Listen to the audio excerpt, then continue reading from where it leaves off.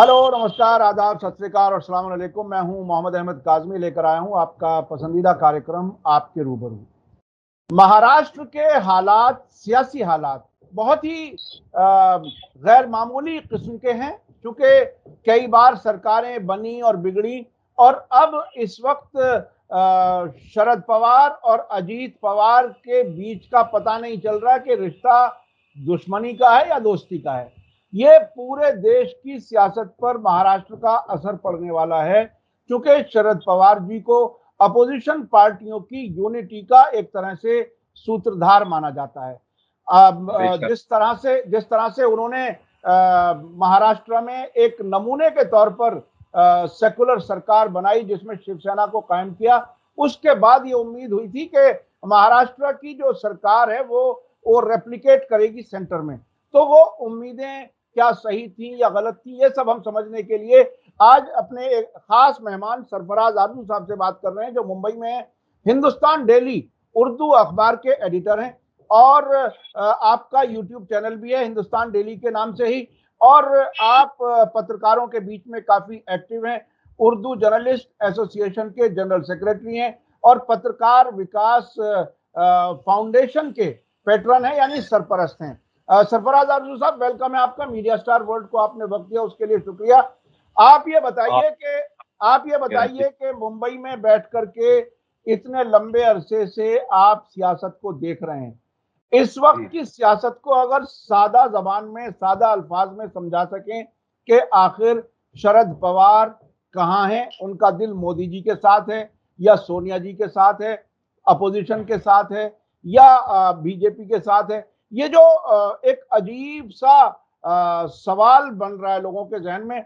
आप अगर कुछ इसको बता सकें कि असल हालत क्या है। पवार साहब का मामला जो है आप उसको इतना सिंप्लीफाई नहीं कर सकते कि वो मोदी जी के साथ में हैं या सोनिया जी के साथ में हैं और या इधर हैं या उधर हैं, और अगर इधर हैं तो उधर नहीं होंगे और उधर हैं तो इधर नहीं होंगे। पवार साहब का मामला ये है कि वो अपने आप को महाराष्ट्र की जो प्रोग्रेसिव थॉट कल्चर है, ये महाराष्ट्र जो है वो हमेशा शाहू महाराज के और अंबेडकर के और इसी तरह के तरक्की पसंद और प्रोग्रेसिव रहनुमाओं का जो है कि आमाजगा रहा है। तो पवार साहब जो है तारीख में अपने आप को उन लोगों की सफ में जो है देखना चाहते हैं, और अगर उस सफ में उनको शामिल होना है तो उनको अगर एक चीज जिससे अपने आप को दूर रखना है वो रहेगी भारतीय जनता पार्टी और उसकी आइडियोलॉजी।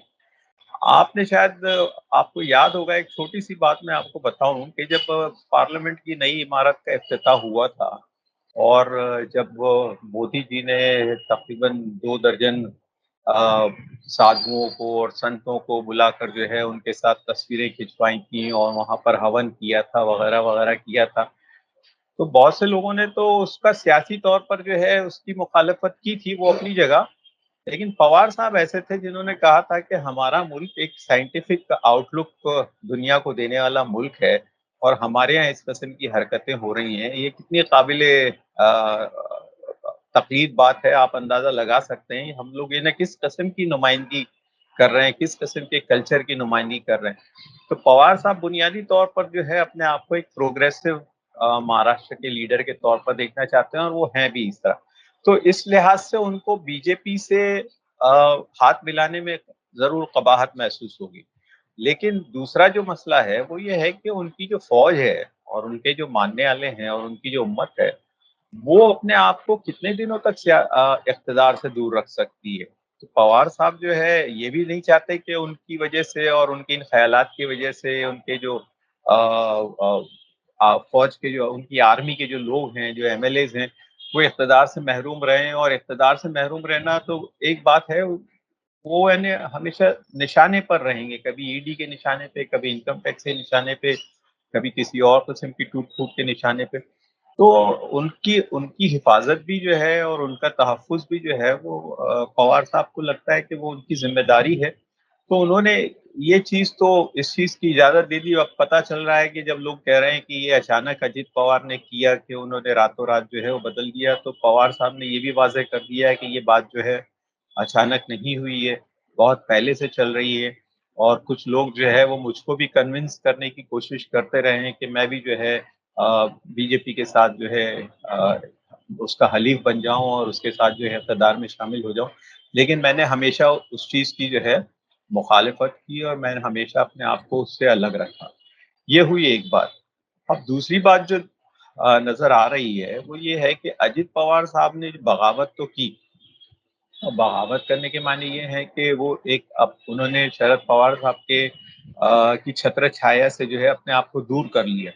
लेकिन जो बातें अंदरूनी तौर पर मालूम हो रही हैं वो ये है कि अजित पवार साहब अभी तक वो वो नंबर हासिल नहीं कर सके हैं महाराष्ट्र के एमएलएज़ का, एनसीपी के एमएलएज़ का, जो उनको डिस्क्वालिफिकेशन से या जो कानून है हमारे यहाँ पार्टियों में जो है फूट के बाद जो है कितना परसेंटेज जो है एमएलए जो है साथ में होना चाहिए, तब जाके आप मैं दूसरी पार्टी का ऐलान कर सकते।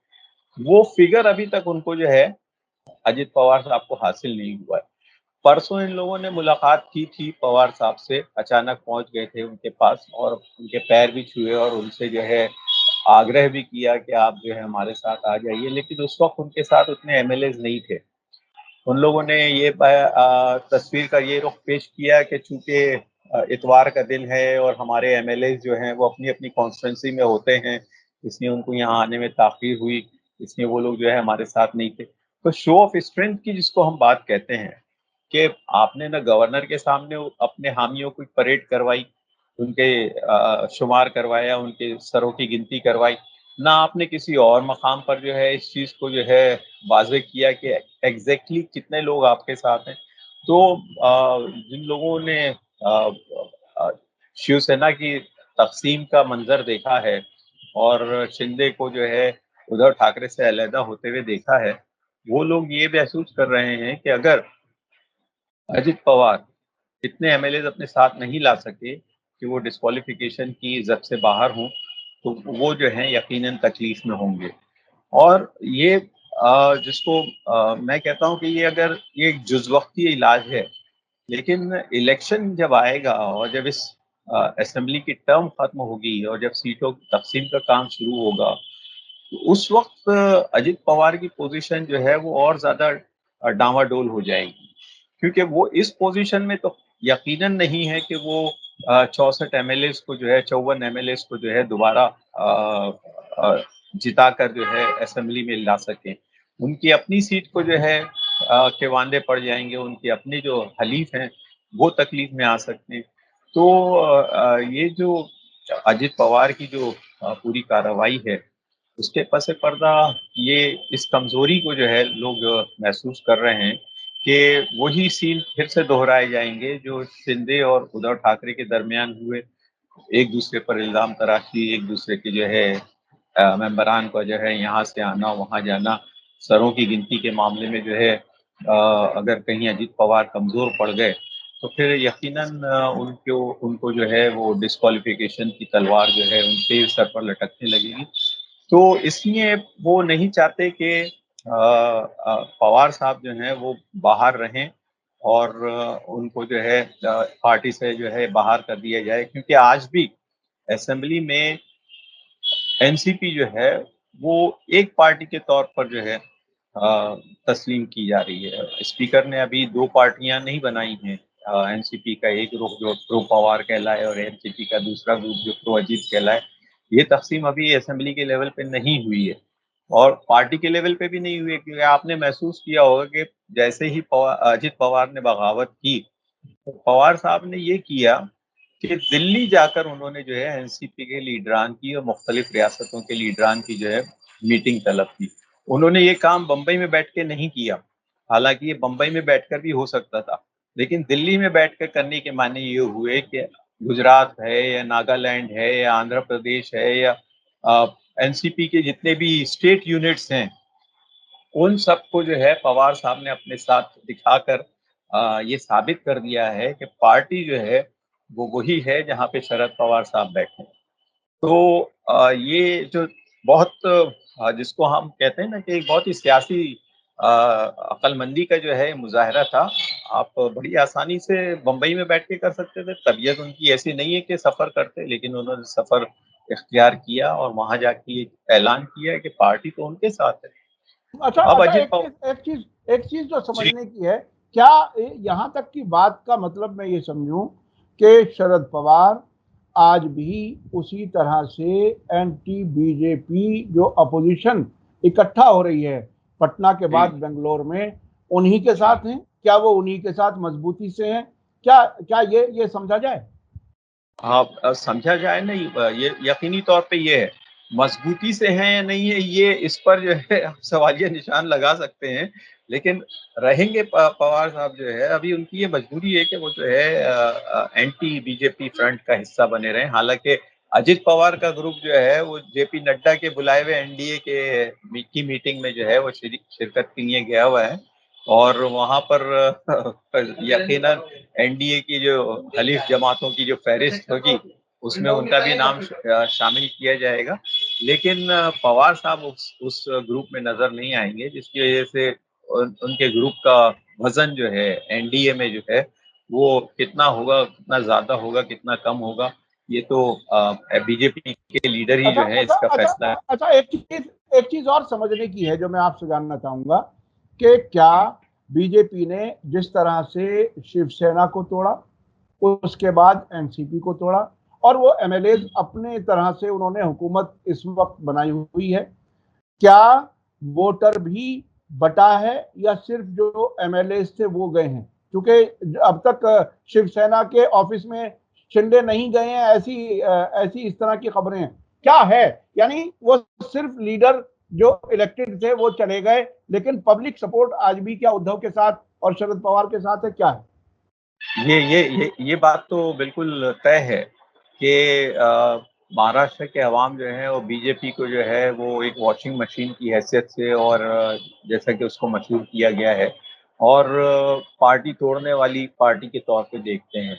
और ये जो मैंने आपसे पहले भी कहा कि असल मसला आज का नहीं है, ये 1.5 साल किसी ना किसी तरह तो निकाल लिए जाएंगे, लेकिन जब अगले इलेक्शन की तैयारी होगी और इस असेंबली का टर्म खत्म होगा, उस वक्त जो है सही मानों में इम्तिहान होगा। और एनसीपी के जो लीडर्स गए हैं यहाँ से, वो इस बात को जानते हैं कि उन्होंने शरद पवार जैसे आदमी को धोखा दिया है और उनसे अलहदगी अख्तियार करके जो है महज इक़्तिदार के खातिर यहाँ पे किसी उसूल को जो है आप कारफरमा मत समझिए कि उन्होंने जो है बीजेपी की आइडियोलॉजी से मुतासिर होकर या बीजेपी के लीडरशिप से मुतासिर होकर ये काम किया है। उन्होंने जो भी किया है वो एक जिस वक्ती फैसला है, उनको मालूम है कि उनको 1.5 साल जो है खैरियत से गुजारने हैं और इसके लिए अगर उन्हें ये कीमत अदा करनी पड़े तो उसमें उनको कोई आर महसूस नहीं। यानी बीजेपी के लिए, खास तौर पर बीजेपी के लिए, 4 दिन की चांदनी फिर अंधेरी रात वाली हालत है महाराष्ट्र में, कम से कम। यही देख लीजिए ना, कलमदानों की तकसीम के मामले पर कितनी हाथापाई हुई है और कितनी जो है एक दूसरे से जो है, और एनसीपी को जो है वो बेहतर कलमदान हासिल करने में कामयाबी मिली है।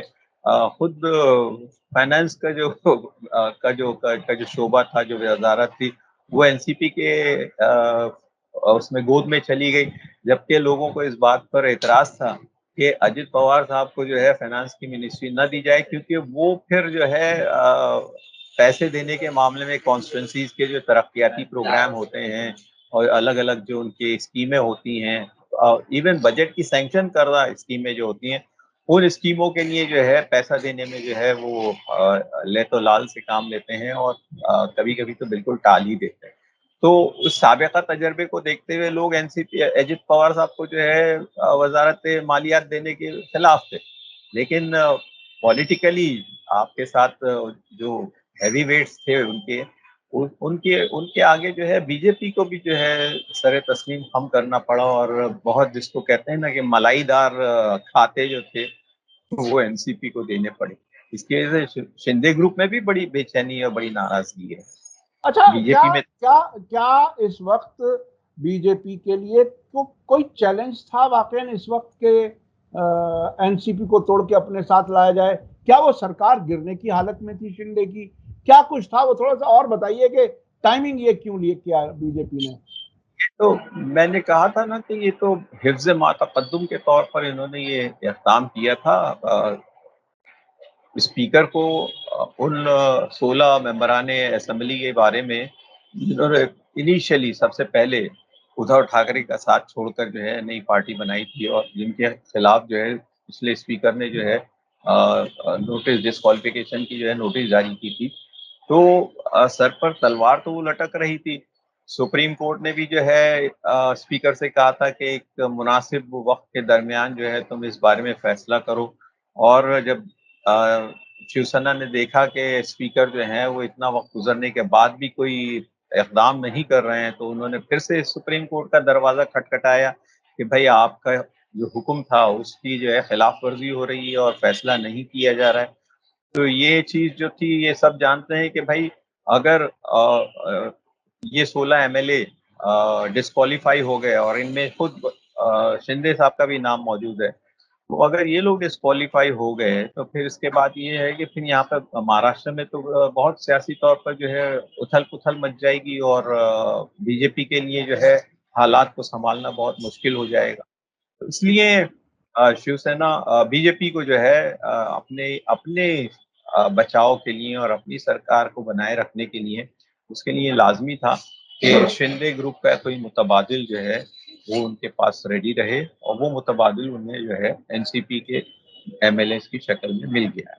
यानी वो तकरीबन वो डेढ़ टांग वाली सरकार के जो एक टांग जो है वो गिरने वाली है, तो उसे फौरन दूसरा कोई सहारा मिल जाए, इस तरह से। वैसा अच्छा अच्छा, अब मैं चलना चाहता हूँ नेशनल पॉलिटिक्स में। जब हमारी आपकी बात हो रही है, दो बहुत ही अहम मीटिंगें हो रही हैं। एक बेंगलोर में जो बीजेपी के खिलाफ पूरी बड़ी तादाद में पार्टियां वहां पर पहुंची हैं, और एक तरफ दिल्ली में भी एनडीए बीजेपी प्लस यानी जो पार्टियां हैं उनकी मीटिंग हो रही है, और उसमें बहुत छोटी-छोटी पार्टियों के नाम गिनती बढ़ाने के लिए बताए गए हैं।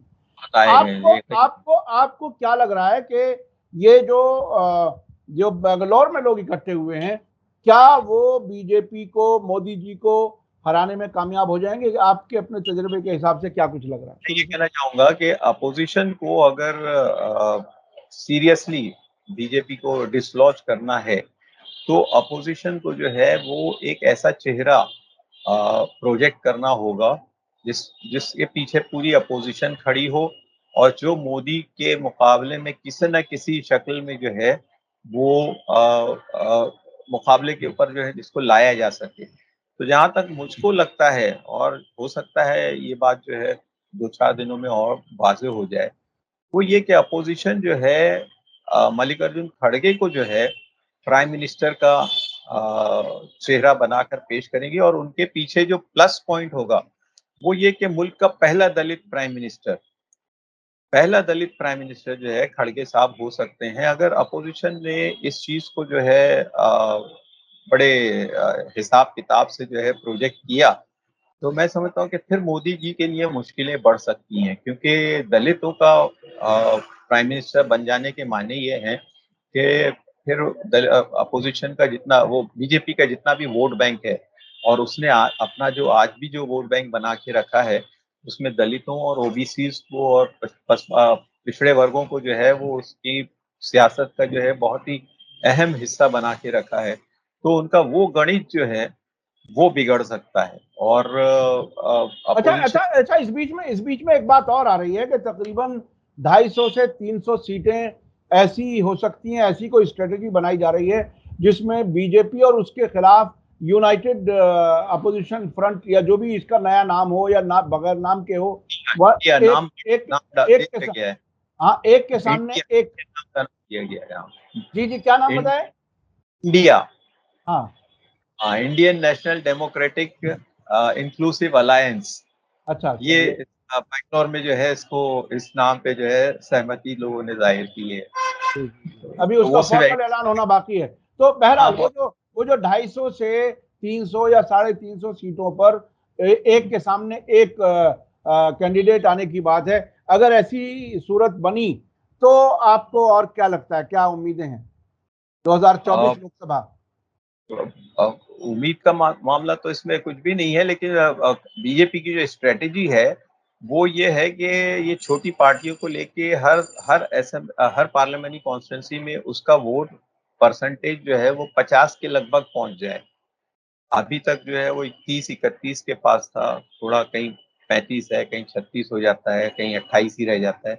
लेकिन उनकी स्ट्रेटेजी ये है कि हर पार्लिमानी कॉन्स्टिट्यूंसी में 50% वोट जो हैं वो बीजेपी या उसकी हलीफ जमातों को मिलने चाहिए, तभी जाके जो है वो अपनी पिछली परफॉर्मेंस जो है उसको दोहरा सकेंगे और अ, अक्सरियती सीटें जो हैं वो हासिल करने में कामयाबी हासिल करेंगे।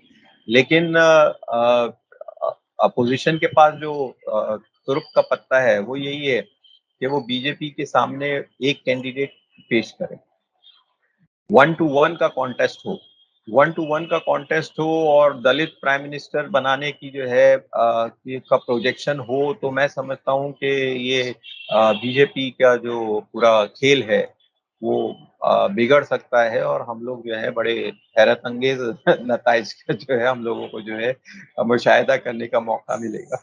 जी, ये आपने बहुत बड़ी बात कही है आज। देखिए अभी इस लाइन पर देश में चर्चा शुरू नहीं हुई है, लेकिन आपने जो ये दलित प्राइम मिनिस्टर वाले नाम की बात मल्लिकार्जुन खड़गे जी के नाम के बारे में कहा कि वो वाक़ई वो बहुत ही बड़ा अट्रैक्शन हो सकता है और बीजेपी के लिए मुश्किल हालत हो सकती है।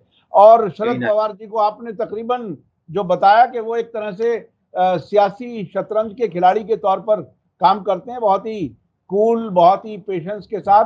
और वो ये कहना बहुत मुश्किल है कि वो सोनिया के साथ हैं, सोनिया गांधी के या मोदी जी के साथ हैं। आखिर में मुल्क की इस वक्त की सियासी हालत को कम लफ्जों में आप कंक्लूड करते हुए क्या कह सकते हैं? लोगों को क्या मशवरा दे सकते हैं? मशवरा की क्या बात है, बस ये है कि सियासी माहौल जो है वो अब दिन ब दिन गरमा रहा है और अ, मैं समझता हूँ कि बीजेपी को जो सबसे बड़ी हज़ीमत अभी उठानी पड़ रही है, वो है यूसीसी के मामले में। उन्होंने जो है इस यूनिफ़ॉर्म सिविल कोड को जो है पूरी तरह प्रोजेक्ट किया था बड़े पैमाने पे, लेकिन मुझे लगता है कि वो उसकी हवा जो है वो निकलती जा रही है क्योंकि जितने भी लॉ कमीशन के सामने जो बातें आई हैं और जिस पैमाने पर आ रही हैं, उससे ये अंदाज़ा लगाना बहुत आसान है कि हिंदू भी जो हैं, वो भी एक रिसीविंग एंड पर होंगे और यूनिफ़ॉर्म सिविल कोड जो है, उसका जादू जो है, वो शायद नहीं चल सकेगा क्योंकि एनडीए के अपने जो पार्टनर्स हैं वो पार्टनर्स उसकी मुखालफत पर जो है आमादा हैं और अब जो है मुझे नहीं लगता कि मोदी जी इस मामले को लेकर जो है वो अवाम के सामने जाएँगे। अगर गए भी तो वो जिसको कहते हैं ना कि एक मुँह का मज़ा बदलने के लिए जो है छोटा-मोटा एक कोई बिल पार्लियामेंट में पेश करते हैं जिसमें एक आध इश्यू को ही जो है वो बनाया जाए, टारगेट बनाया जाए। बहुत मुमकिन है कि तादाद-ए-अज़वाज को जो है, पॉलीगैमी को जो है वो बैन कर दें। लेकिन पॉलीगैमी को बैन करने के माने यूनिफ़ॉर्म सिविल कोड के हरगिज़ नहीं हो सकते। वो जी, जी। उसका मुतबादिल यानी नहीं। यानी यानी बीजेपी की मोदी जी के पैरों से अपनी पार्टी के अंदर भी एक तरह से जी, ज़मीन खिसक रही है। ये बहुत ही बिल्कुल। अहम है। बहुत-बहुत शुक्रिया जनाब सरफराज आरज़ू साहब, आपने हमारे लिए वक़्त निकाला। शरद पवार जी को समझना बहुत ही मुश्किल है जैसा कि आपने बताया, लेकिन फिर भी आपने काफ़ी हद तक आसान अल्फ़ाज़ में उनके बारे में बताया और ये कहा कि वो उनके बारे में ये कहना सीधा-सीधा कि वो किसके साथ है, लेकिन वो सेकुलर जो अपोजिशन है उसके साथ वो रहेंगे यकीनी तौर पर। और आपने एक तरह से कांग्रेस को, अपोजिशन को एक मशवरे के तौर पर भी एक बात कही कि मल्लिकार्जुन खड़गे जी का नाम अगर प्राइम मिनिस्टर कैंडिडेट के तौर पर पेश किया जाए, वो दलित हैं, वो मोदी जी को और ज़्यादा परेशान कर किया जा सकता है इसके ज़रिए। बहुत-बहुत शुक्रिया। इसी के साथ मुझे दीजिए इजाज़त। धन्यवाद, या शुक्रिया। जय भारत। जय हिंद। मीडिया स्टार वर्ल्ड के और वीडियो देखने के लिए हमारे चैनल को सब्सक्राइब करें और सीधे नोटिफिकेशन पाने के लिए बेल आइकन दबाएं। और अगर हमारी खबर सच्ची और अच्छी लगे तो अपने व्हाट्सएप, इंस्टाग्राम, फेसबुक और ट्विटर अकाउंट पर जरूर शेयर करें।